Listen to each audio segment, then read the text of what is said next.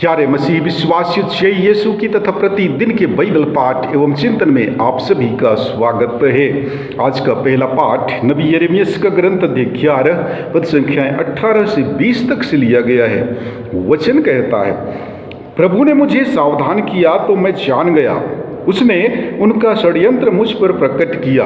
मैं तो वध के लिए ले जाए जाने वाले मेमने के सदृश भोला भाला था। मैं नहीं जानता था कि वे यह कहते हुए मेरे विरुद्ध षड्यंत्र रच रहे थे।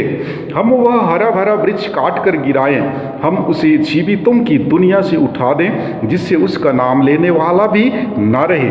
हे विश्वमंडल के प्रभु, तू न्यायी, तू मनुष्य के हृदय की थाह लेता है। मैं उन पर तेरा प्रतिशोध देखूंगा, क्योंकि मैंने अपना मामला तेरे हाथों सौंप दिया है। प्रभु की वाणी। ईश्वर को धन्यवाद। और आज का सुसमाचार पाठ संत योहन के सुसमाचार अध्याय 7 पद संख्या 40 से 53 तक से लिया गया है।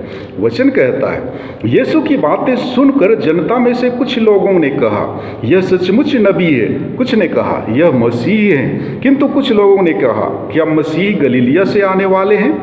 क्या धर्म ग्रंथ यह नहीं कहता कि दाऊद के वंश से और दाऊद के गांव बेतलेहम से मसीह को आना है? इस प्रकार यीशु के विषय में लोगों में मतभेद हो गया। कुछ लोग यीशु को गिरफ्तार करना चाहते थे, किंतु किसी ने उन पर हाथ नहीं डाला। जब प्यादे महायाजकों और फरीसियों के पास लौटे तो उन्होंने उनसे पूछा, उसे क्यों नहीं लाए? प्यादों ने उत्तर दिया, जैसा वह मनुष्य बोलता है वैसा कोई कभी नहीं बोला। इस पर फरीसियों ने कहा, क्या तुम भी उसके बहकावे में आ गए हो? क्या नेताओं अथवा फरीसियों में से किसी ने उसमें विश्वास किया है? भीड़ की बात दूसरी है, वह संहिता की परवाह नहीं करती और शापित है। निकोदेमुस, जो पहले यीशु से मिलने आया था, उनमें से एक था। उसने उनसे कहा, जब तक किसी की सुनवाई नहीं हुई हो और यह पता नहीं चले कि उसने क्या किया है, तब तक क्या यह हमारी संहिता के अनुसार उचित है कि किसी को दोषी ठहराया जाए? उन्होंने उसे उत्तर दिया, कहीं आप भी तो गलीली नहीं है? पता लगाकर देख लीजिए कि गलीलिया में नबी नहीं उत्पन्न होता। प्रभु का सुसमाचार। हे ख्रिस्त, तेरी स्तुति हो। प्यारे मसीही विश्वासियों, पहले पाठ में हम नबी यिर्मयाह के बारे में सुनते हैं। उसके जीवन को अपने ही लोगों के द्वारा खतरा है। सुसमाचार में जब शिष्य ईसा से उनका पता पूछते हैं तो वे कहते हैं, आओ और देखो। यह एक आदेश था जिसका आशय था कि वे उनके साथ रहें और ईश्वरीय प्रेम का व्यक्तिगत अनुभव प्राप्त करें।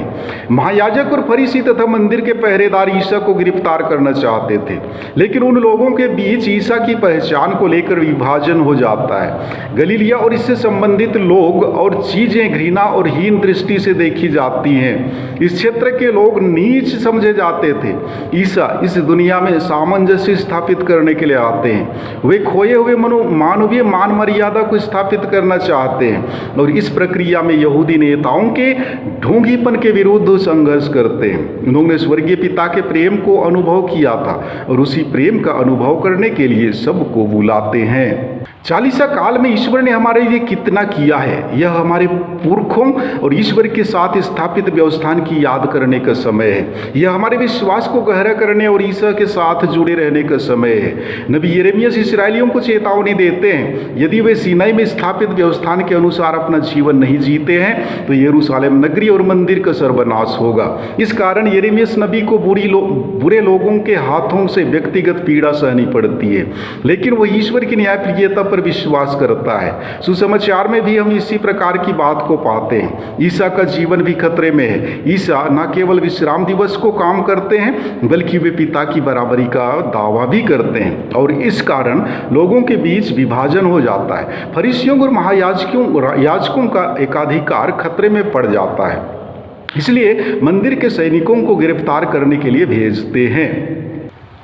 इन दोनों पाठों में धर्मी व्यक्तियों के अटूट विश्वास और दुख के बीच पिता के प्रति आज्ञाकारिता पर ध्यान देने योग्य बातें हैं। खतरे और दुख का अनुभव हम अपने प्रतिदिन के जीवन में करते हैं। हम दुनियावी शक्तियों का सामना करते हैं जो हमें दबाने या अपने अधीन करने की कोशिश करते हैं। इन परिस्थितियों में हमारा सोचना क्या है, कैसे हम विश्वास के साथ इसका प्रत्युत्तर देते हैं, यही हमारे जीवन को देखने के तरीके में फर्क लाता है। आज भी बहुत सारे लोग ईश्वर पर पूर्ण आस्था नहीं रखते हुए और उनकी इच्छा के प्रति पूर्ण रूपेण समर्पित होकर अटूट विश्वास के साथ जीवन जीते हैं। इस चालीसा काल में प्रार्थना करें कि ईश्वर की मुक्तिदायी उपस्थिति का अनुभव अपने जीवन में करके और उनके प्रेम से ओतप्रोत होकर किसी भी परिस्थिति में हम निश्चिंत रह सकें कि ईश्वर युगों के अंत तक हमारे साथ हैं। आमीन।